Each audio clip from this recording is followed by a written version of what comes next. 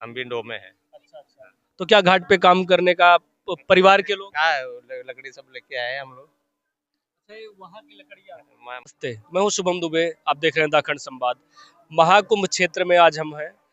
हरिश्चंद्र, राजा हरिश्चंद्र जिस घाट पर थे और जिस डोम के साथ काम कर रहे थे, उन्हीं की परंपरा से एक गुरु निकलते हैं और वे मठ का निर्माण करते हैं।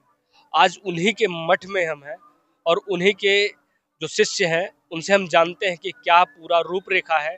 जो कालू डोम उस समय राजा हरिश्चंद्र जी के जिसके अंदर में काम करते थे, हरिश्चंद्र घाट पर, उन्हीं के विषय में ये पूरी कहानी है। पूरा मठ उन्हीं को समर्पित है। आज हम उन्हीं के विषय में बात करते हैं। गुरु जी, आपका क्या नाम है?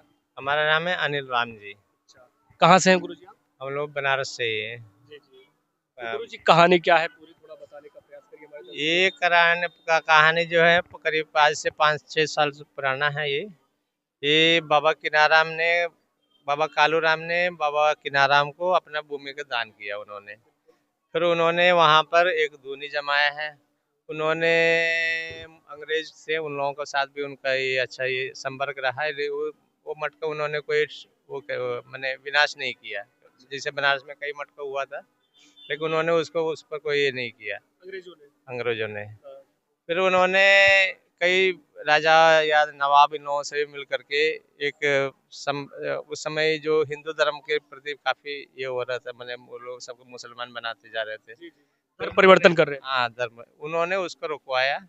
उन्होंने एक जनता को एक नया दिशा दिया।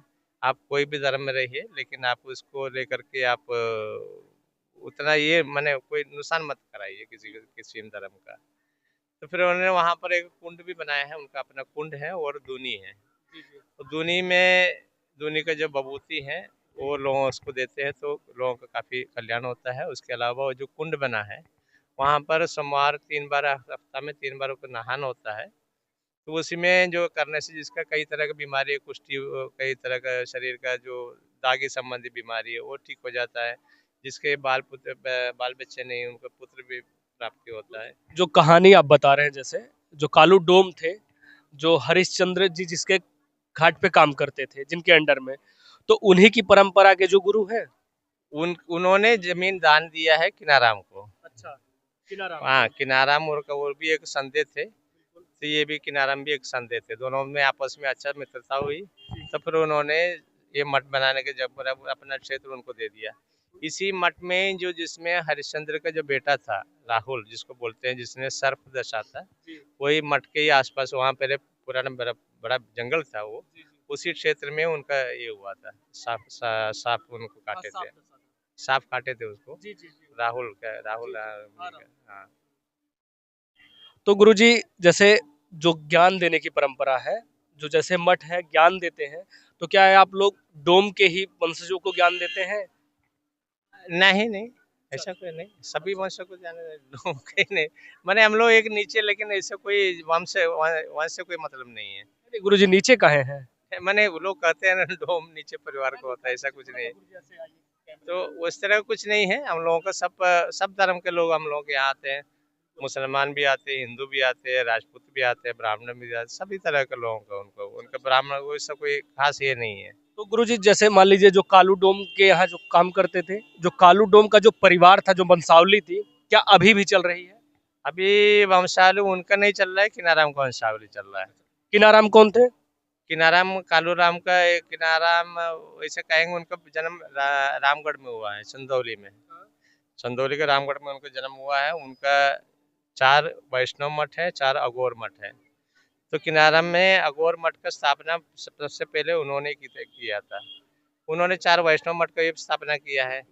तो बनारस में है, एक रामगढ़ में है, एक देवल में है, एक जौनपुर गाजीपुर में है। 4 मठ है। उसी में मुख्य मठ एक किनारा मठ मठ है ये हम लोगों का। ये बनारस में रविंद्रपुरी के पास है, मैंने वही हरिश्चंद्र के घाट के पास है। तो जैसे पूरा जो परिसर बना है, जो यहाँ पर जैसे कई परिवार आए हैं, तो सब डोम परिवार से ही है क्या? नहीं नहीं, सब अपना अपना अलग अलग परिवार से है। अच्छा अच्छा। उनके रहने की व्यवस्था आप करवाते हैं? हम लोग करवाते हैं। डोम से गुजरते हैं, उतना डोम से लेना देना नहीं, लेकिन हम लोग डोम से ही है। आप लोग डोम से ही हैं? हाँ, हम भी डोम में हैं। अच्छा अच्छा। तो क्या घाट पे काम करने का परिवार के लोग? कहाँ है, लकड़ी सब लेके आए हम लोग। वहाँ की लकड़ियाँ मसान भाई थोड़ा सा दिखाने का प्रयास करें। मसान का लकड़ी लिए तो ये लकड़ी जो रखी गई है पूरी मसान की है। उसी से हम लोग अपना धुनी जलाते हैं। अच्छा उसी से दूसरा बाजार के लकड़ी से हम लोग धुनी नहीं जलाते हैं। अच्छा, आप लोग मसान की ही धुनी से, लकड़ी से धुनी जलाते हैं?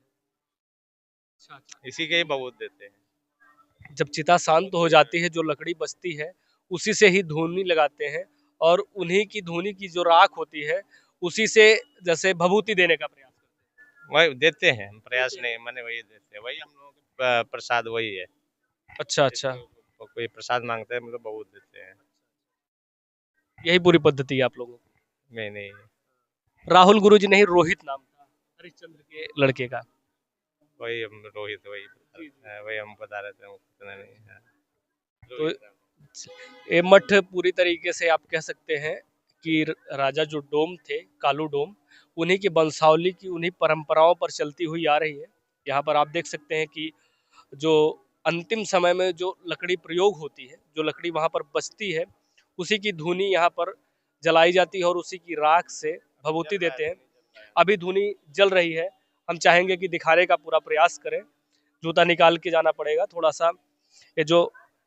ये मठ है, यहाँ पर जो धुनी जल रही है, ये मसान की ही लकड़ी के द्वारा ये धुनी यहाँ पर जलाई जा रही है, और इसी के द्वारा जो भभूति देने का काम होता है वो करते हैं। ये पूरी तरीके से जिन गुरुजी को आप देख पा रहे हैं, ये कालू डोम की ही वंशावली की, उन्हीं की परंपरा से, उन्हीं के परिवार से, कई पीढ़ियों से, 500-600 साल की पीढ़ियों से ही लोग आते हैं यहाँ पर। माताएं हैं, सेवा करती हैं यहाँ पर, इनका काम आप देख सकते हैं। और ये पूरी कुटी बनी, यहाँ पर लोग रहते हैं। और मैं चाहूंगा कि अजीत भाई यहाँ पर दिखाएं। आप लोग रेगुलर काम करती हैं यहाँ पे? जी, हम लोग सेवा करते हैं। कहाँ से हैं? बनारस। अच्छा, बनारस से हैं। तो आप लोग भी डोम परिवार से हैं क्या? नहीं, हम लोग गुप्ता परिवार से हैं। तो कहने का मतलब यहाँ पर अलग अलग परिवार के लोग भी, इस मठ तो किसी एक जाति, किसी एक संप्रदाय का होता नहीं, सबके लिए होता है।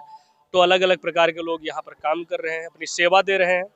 और ऐसे ही तमाम लोग, तमाम जगह के लोग यहाँ पर आते हैं और दर्शन करते हैं और गुरु जी के शिष्य बनते हैं। देखते रहिए दाखंड संवाद। मैं हूँ शुभम दुबे, कैमरे के पीछे अजीत सिंह। धन्यवाद।